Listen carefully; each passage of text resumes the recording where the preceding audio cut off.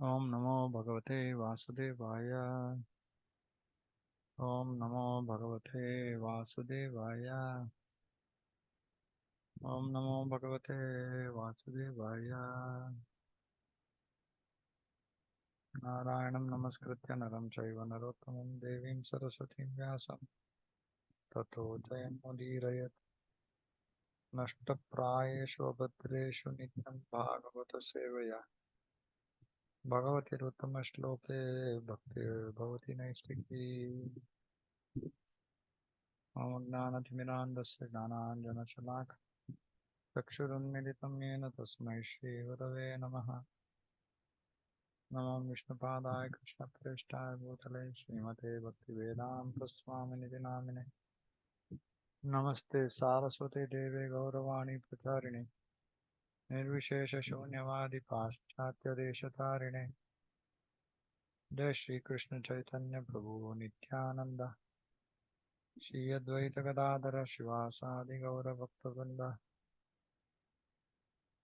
Hare Krishna Krishna Krishna Hare Hare Hare Ram Ram Ram.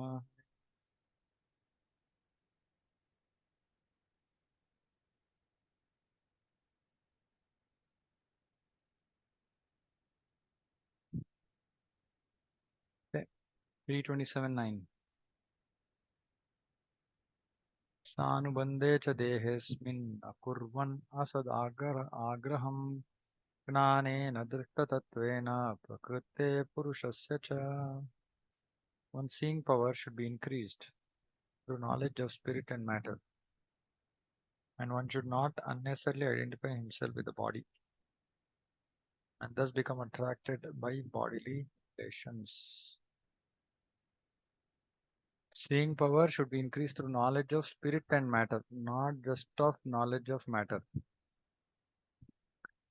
One should not unnecessarily identify himself with the body. Unnecessarily means there is something like necessarily identifying with the body and become attracted by bodily relations. Necessarily identify meaning that, okay, because I have this body, I have to maintain it. That's all.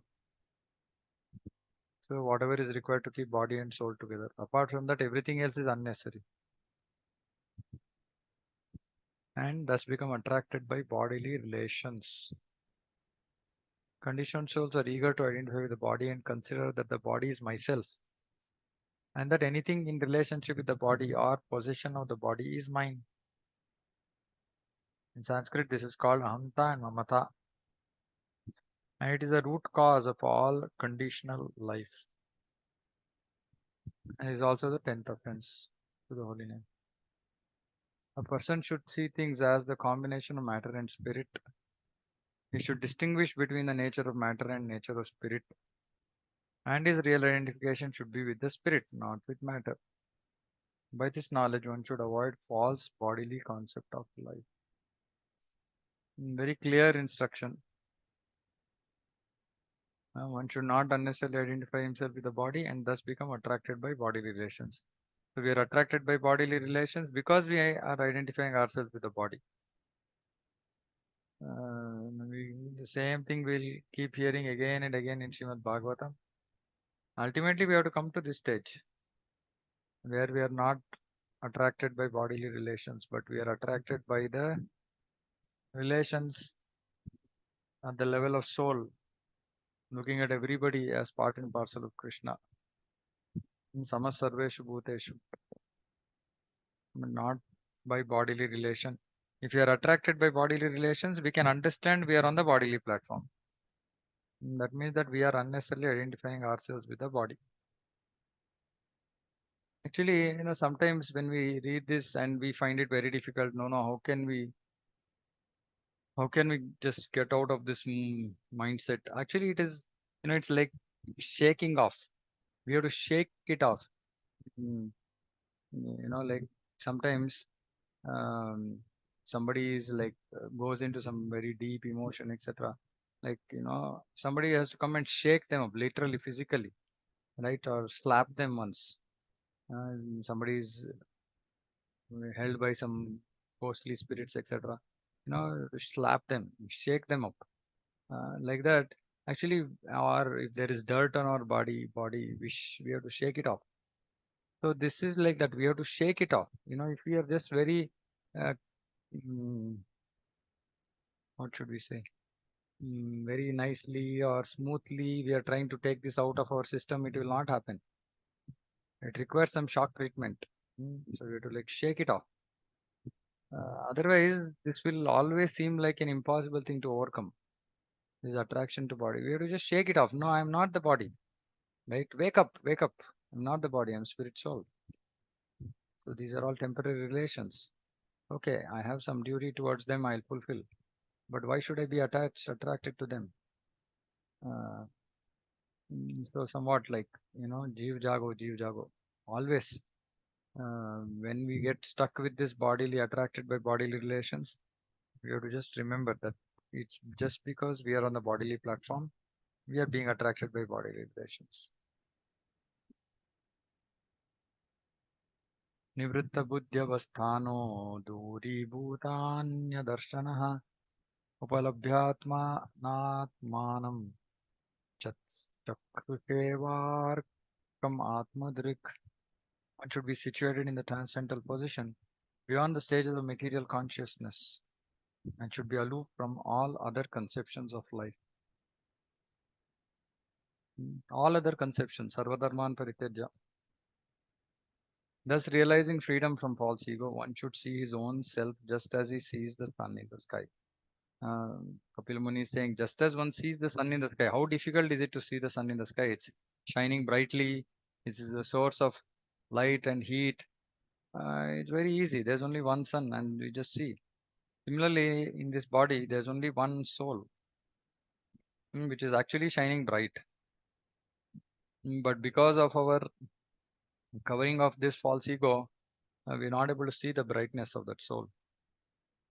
So we have to realize this. So we have to get freedom from false ego, and then we should see ourselves. Consciousness acts in three stages under the material conception of life. When you're awake, consciousness acts in a particular way. When you're asleep, it acts in a different way. And we are in deep sleep, consciousness acts in still another way. To become Krishna conscious, one has to become transcendental to these three stages of consciousness. Our present consciousness should be freed from all perceptions of life other than consciousness of Krishna, the Supreme Person of Godhead. This is called Duri Bhutanya Darshanaha.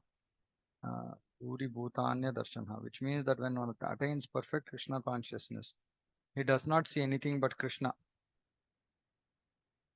In Chaitanya Charitamrita, it is said that the perfect devotee may see many movable and immovable objects, but in everything, he sees that the energy of Krishna is acting.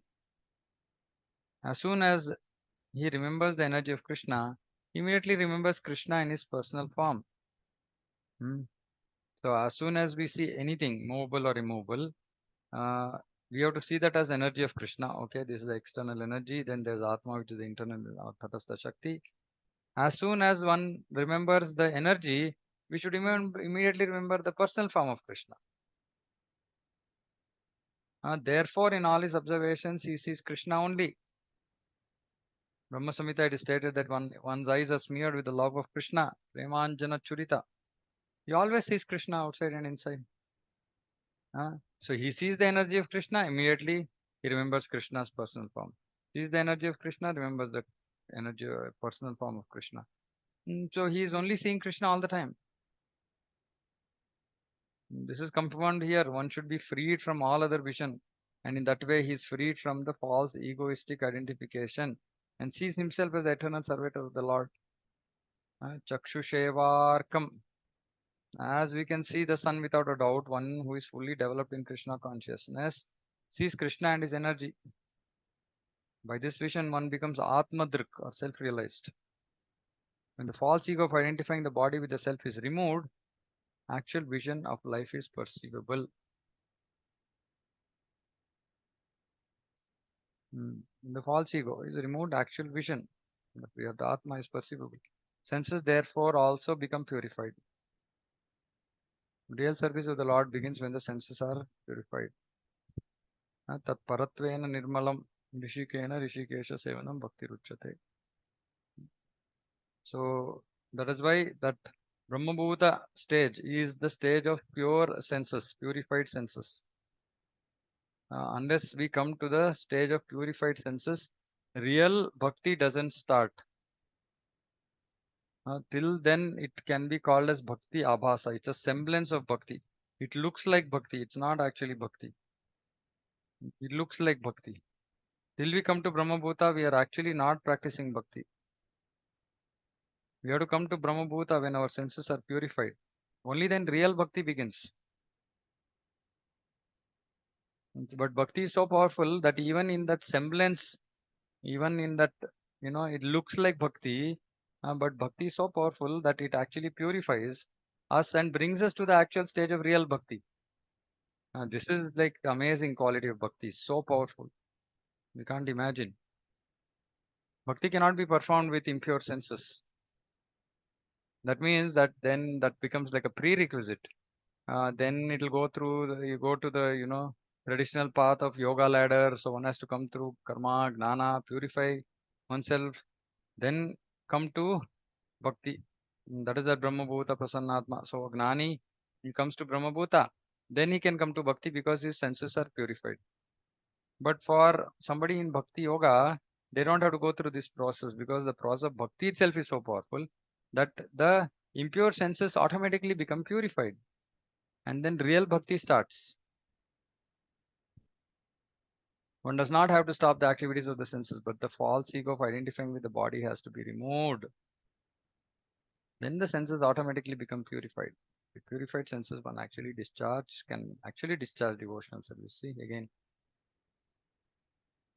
See, when we stop identifying with the body, then senses automatically become purified. Why? Because then we are not trying to engage the senses for our satisfaction. Because we are not identifying ourselves with the body. We are identifying ourselves with the soul, and then we are saying, okay, then these senses have to be used in the service of the super soul of Supreme Lord. So when we engage our senses in the service of the Supreme Lord, the impure senses automatically become purified.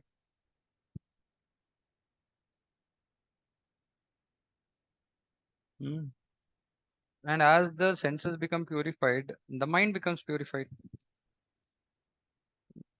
As the mind becomes purified, consciousness becomes purified. And then we come to the transcendental platform.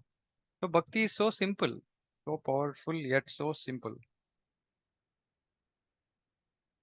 Hmm. So we have to somehow or the other, yena kena prakarena, somehow or other, we have to engage in activities of bhakti, irrespective of how bad our material condition is, how contaminated our material condition is, how fallen we are.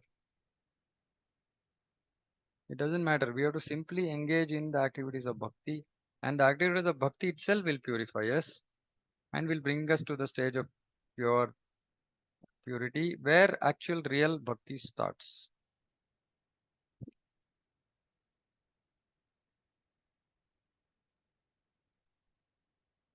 Muktalingam sadabhasam asati pratipadyate sato bandhum asacchakshuhu sarvanusyut sarvanusyutam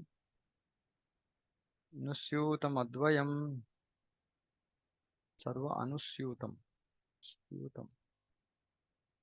A liberated soul realizes the absolute person of Godhead who is transcendental and who is manifest as a reflection even in the false ego. Absolute Lord is manifest as a reflection even in false ego. He is a support of the material cause and he enters into everything. He is absolute, one without a second, and he is the eyes of the illusory energy. So Supreme Lord is there everywhere. Absolute truth is there everywhere. There even in the false ego, he is the support of the material cause, enters into everything, one without a second. He is the eyes of the illusory energy. Meaning illusory energy cannot work without the direction of the Supreme Lord. A pure devotee can see the presence of the Supreme Lord in everything materially manifested. He is present there only as a reflection. But a pure devotee can realize that in the darkness of material illusion, the only light is the Supreme Lord who is its support. So this is darkness of material illusion. But even there, The Supreme Lord is its support. So he's present only as a reflection. Confirmed in Bhagavad Gita that the background of the material manifestation is Lord Krishna. And it's confirmed in Brahma Samhita. Krishna is the cause of all causes. In the Brahma Samhita, it is stated that the Supreme Lord, by his partial or plenary expansion, is present not only within the universe and within this universe and each and every universe, but in every atom, although he is one without a second. The word Advayam, without a second, which is used in this verse, indicates that although Supreme Lord is represented in everything, including the atoms, he is represented by the Paramatma, he is represented. He is not divided. His presence in everything is explained in the next verse. I exactly don't know what is the technical meaning of this reflection. He's present there only as a reflection. But we know that he enters as Paramatma into everything. Yatha jalastha abhasa falastena swabhasena tatha suryo jalasthena divistitaha. The presence of the Supreme Lord can be realized just as the sun is realized first as a reflection on water and again as a second reflection on the wall of a room, although the sun itself is situated in the sky. Sun is realized first as a reflection on water and again as a second reflection on the wall of a room. Okay. The example given herewith is perfect. The sun is situated in the sky far, far away from the surface of the earth, but its reflection can be seen in a pot of water in the corner of a room. The room is dark and the sun is far away in the sky, but the sun's reflection on the water illuminates the darkness of the room. A pure devotee can realize the presence of the Supreme Lord in everything by the reflection of his energy. Okay, this is what it means. In the Vishnu Purana, it is stated that as the presence of fire is understood by heat and light, so the Supreme Lord, although one without a second, is perceived everywhere by the diffusion of his different energies. It's confirmed in the Ishopanishad that the presence of the Lord is perceived everywhere by the liberated soul, just as the sunshine and reflection can be perceived everywhere, although the sun is situated far away from the surface of the globe.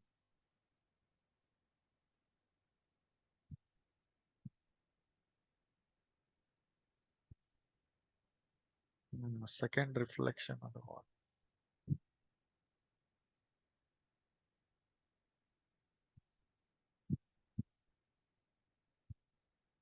Sun's reflection in the water. Sun's reflection in the water.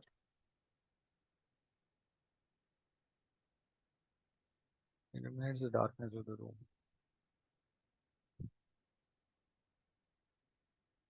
I'm still not able to understand this.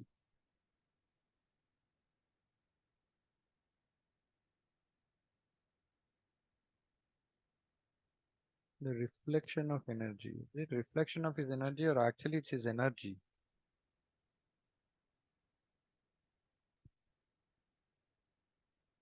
Okay, I'm a bit unclear about this.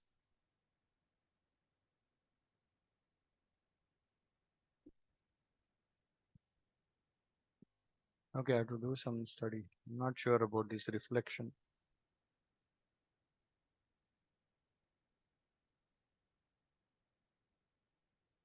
This we understand.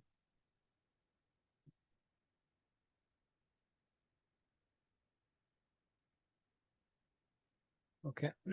Evam tit. Yeah, anybody wants to say anything? Hare Krishna Prabhu. Yeah. The first part is, what I experienced. But like, when the house is dark in the evening time, sun will be in the west side, right? But still, I get the light from the east side. So I see like how it is coming from. So when I see the outside, so opposite building mirror, so that is getting the reflection of sun, and it is throwing the light in our house. Yeah.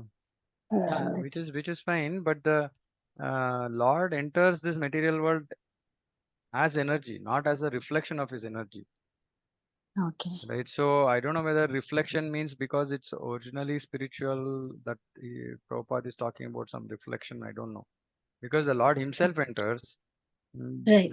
Lord Himself enters as Paramatma, which is not a reflection, which is a partial expansion. So Right. I'm not very sure what this reflection actually means. Reflection means that the real thing is not there, right? Mm-hmm. Real thing is not there. Only an image of that is there. But I'm Right. not able to understand that in connection with what is being spoken. Okay. Yeah. Hare Yeah. Krishna Prabhu. Yeah.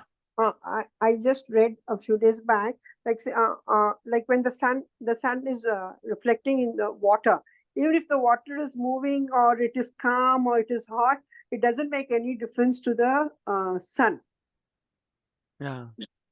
So maybe similarly, the sun is there, I mean, Bhagwan is up there, and what is within us is just his energy, like the sun, because No, because Paramatma is there. it's not a Hare Krishna. reflection. It's not a reflection. Yeah, See, but only yes, yes, reflection technically means that something, yes. the original object is not there, right? Huh.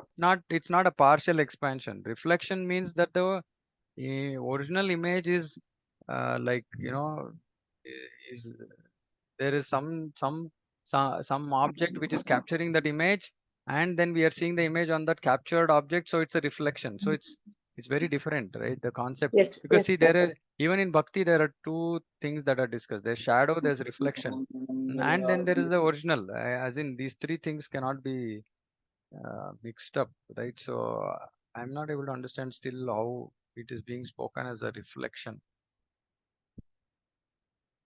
because technically it's a expansion. If Paramatma is an expansion, right?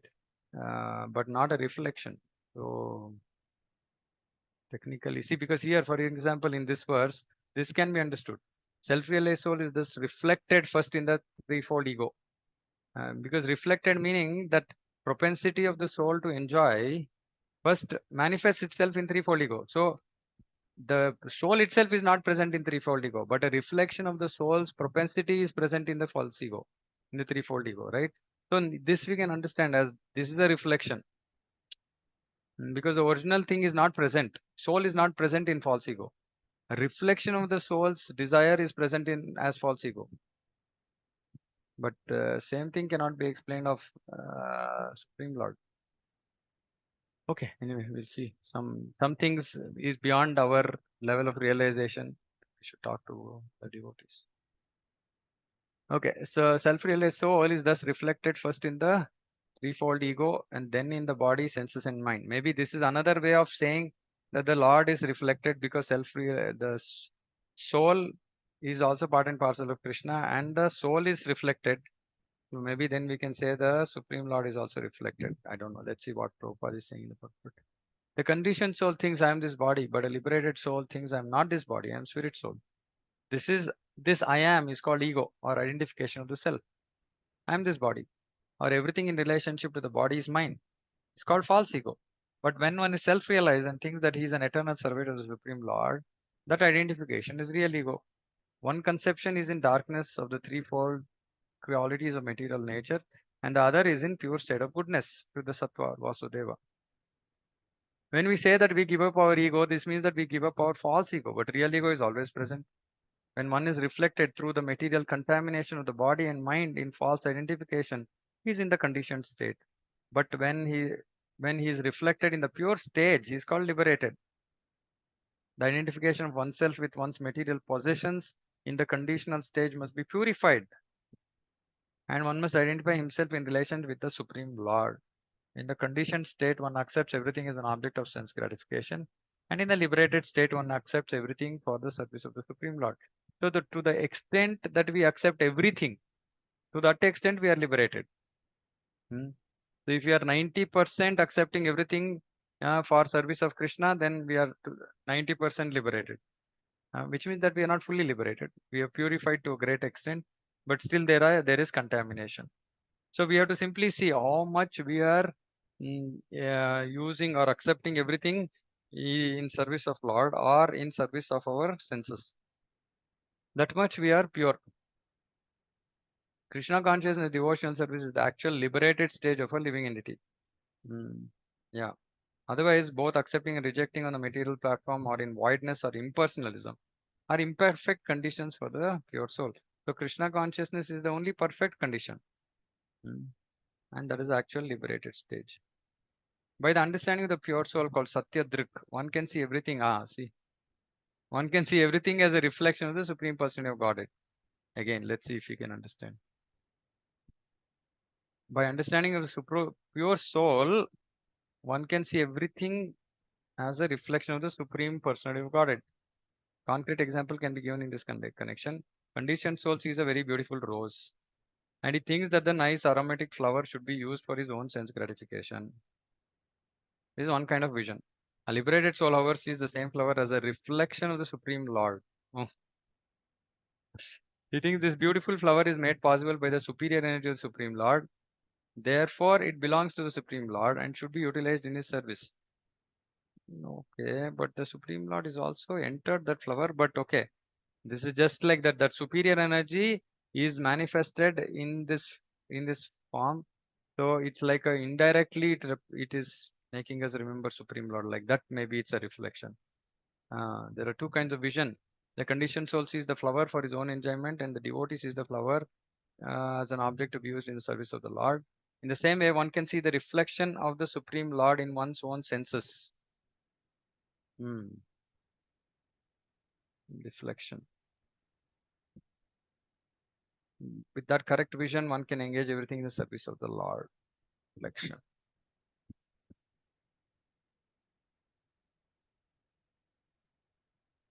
Okay, it is stated in the Bhakti Rasamrita Sindhu that one who has engaged everything, his vital energy, wealth, intelligence, and his words in the service of the Lord, or who desires to engage all these in the service of the Lord, no matter how he is situated, is to be considered a liberated soul or Satyadrik. So, see two things here.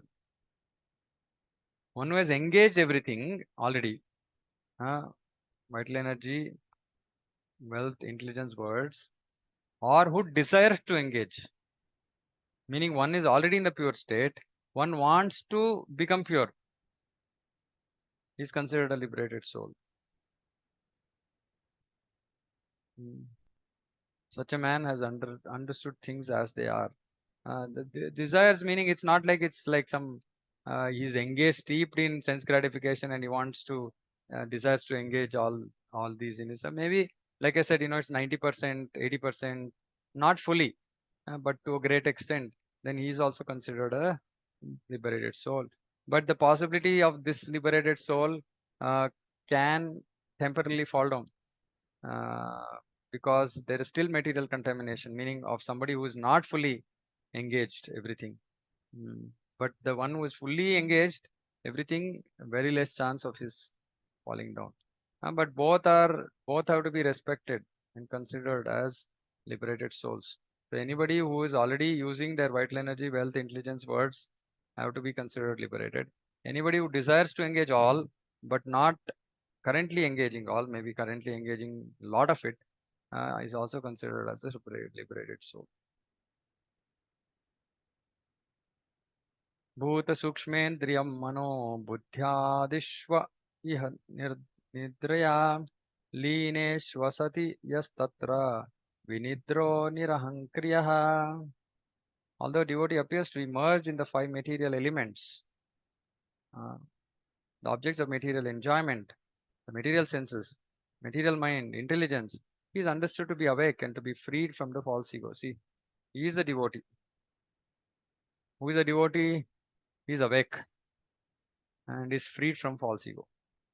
Even though he is in the middle of everything, he is awake. He is not like in ignorance. He is not asleep. He is awake and he is freed from false ego, meaning it doesn't think of himself as body and doesn't is not attracted or attached to things, material things as well, which are all connected to the body. The explanation by Rupa Goswami in Bhakti Rasamrita Sindhu of how a person can be liberated even in this body is more elaborately explained in this verse. The living entity who has become Satyadrik, who realizes his position in relationship with the Supreme Lord, may remain apparently merged in the five elements of matter, five material sense objects, 10 senses, mind, intelligence, but still is considered to be awake and to be freed from the reactions of false ego. Here the word Leena is very significant. Mayavadi philosophers recommend merging in the impersonal effulgence. That is their ultimate goal. That merging is also mentioned here, but in spite of merging, one can keep his individuality. The example given by Jiva Goswami is that a green bird that enters a green tree appears to merge in the color of greenness. But actually, the bird does not lose its individuality. Similarly, a living entity merged either in the material nature or in the spiritual nature does not give up his individuality. Real individuality is to understand oneself to be the eternal servitor of the Lord. This information is received from the mouth of Lord Chaitanya. He said clearly upon the inquiry of Sanatana Goswami that a living entity is the servitor of Krishna eternally. Krishna also confirms the Bhagavad Gita in Bhagavad Gita that the living entity is eternally is part and parcel. Mamaivam Jiva Bhute Jiva Sanatana. The part and parcel is meant to serve the whole. This is individuality. It is so even in this material existence when the living entity apparently merges in matter. His gross body is made up of five elements. Subtle body is made up of mind, intelligence, false ego, and contaminated consciousness. And he has five active senses, five knowledge acquiring senses. In this way, he merges in matter. But even while merged in the 24 elements of matter, he can keep his individuality as an eternal servitor of the Lord, either in the spiritual nature or in the material nature. Such a servitor is considered to be a liberated soul. That is the explanation of the authorities and is confirmed in this verse. So simply, we have to remain awake. Our problem is we go into slumber. Huh? We are in some kind of a dream, sleep state. We are not actually awake and alert. We have to be awake and alert all the time, reminding ourselves that we are actually the soul, that we are not the body. So that slumber has to go, that laziness has to go. Hmm. What is the best, easiest way of getting rid of that laziness? Is if you chant properly. Somehow or the other, if you are able to chant properly, chant with this understanding, or maybe we are just attracted to the names of Krishna, something, somehow, if you are able to chant nicely, then automatically we'll come out of this. We'll remain awake throughout the day. If we are awake during those 2 hours of chanting, then we'll remain awake throughout the day. Automatically, purification happens. So what we have to do is we have to just do those 2 hours effectively, right? Then the remaining 22 hours will be a breeze. And when 22 hours are taken care, the next day's 2 hours also becomes a breeze. So it's like a good cycle. Uh, so to kick off, put all energy in chanting. Put everything we have, put it behind chanting. Because then it's like that virtuous cycle. Um, that effect of that good chanting will then keep us in good consciousness throughout the day. The good consciousness in the day will result in better chanting the next day. And then that virtuous cycle helps us to actually purify completely. So that is why chanting has to be done in the association of devotees, in front of Tulsi, especially for those devotees who are distracted. Mm. We have to chant in front of Tulsi along with devotees. Very, very important. And that is the key. That is the key. Right? And if you are not able to do good chanting, we have to at least do good hearing. Because by doing good hearing, maybe we'll get the impetus to do good chanting. Yesterday, Maharaj, Bhakti Bhagwat Maharaj, he was speaking in the temple in the evening. Very amazing class. Somebody who's not heard the class should please hear. Very, very deep, deep, deep, deep insights. So one of the things he said, which really, shook me. He said that he's worried, he's anxious about whether everybody is doing their chanting every day and doing their chanting properly or not. He said he's concerned. Then he said, actually, it is the duty of the Guru to make sure that everybody who gets initiated is actually chanting. Chanting minimum 16 rounds and actually properly chanting. And he said that for that, a support system has to be created. And what is the support system? The support system is the temple. Meaning, we go to the temple. If you go to morning program, then we get the support system. Now, for those devotees who are at home, is a big challenge. It's not like those who are going for Mangalarti to the temple chanting. At least they have a better support system than grastas who are sitting at home and chanting, or sleeping while chanting, or whatever we are doing. Right? So somehow we have to chant properly. And it's absolutely important that's at least we try to get, especially for Matajis who are morning busy schedule, get up as early as possible. Sleep if required in the afternoon. Do something. Somehow try to do your rounds in Brahma Muhurta, and if possible, in the presence, in the association of devotees. Maybe, few devotees in an area. Maybe, there are 2, 3 families in one area living close by. They should all get together. Nothing, no prasadam, nothing. It's a morning program, Mangalarti. Just do chanting, and disperse. That's all. Doesn't have to be elaborate. Because that statement Maharaj made, that he is anxious about creating the support system for devotees. Chanting actually made me think. Uh, so somehow we have to make sure that we can, you know, get together devotees, and chant. Maybe if nothing is possible, maybe online chanting. But the online chanting will not have the same effect. But it'll at least some little better than nothing. Some devotee association. But it's not the ideal because, you know, yeah, it's not the ideal for chanting. So somehow the devotees can make up their minds, and at least the first thing is in the house. Uh, People who are all devotees who are chanting can sit together if possible. Somehow, if that is not happening. At least maybe 1 or 2 families can come together somehow. This because this we have to remain awake. We have to remain awake during chanting. And if we don't remain awake during chanting, then our whole day is gone. So somehow request all devotees to think about this, create situations for yourself so that you can chant nicely. That will make a big difference.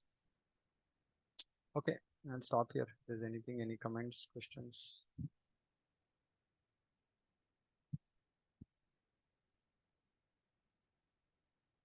Okay, Srimad Bhagavatam ki jai, Jagat Guru Srila Prabhupada ki jai. Vancha kalpatarupishta kripa sindhute vacha patitanam pavanabhyo vaishnavabhyo. Koti Vaishnava. Hare Krishna. Hare Krishna, Prabhuji. Then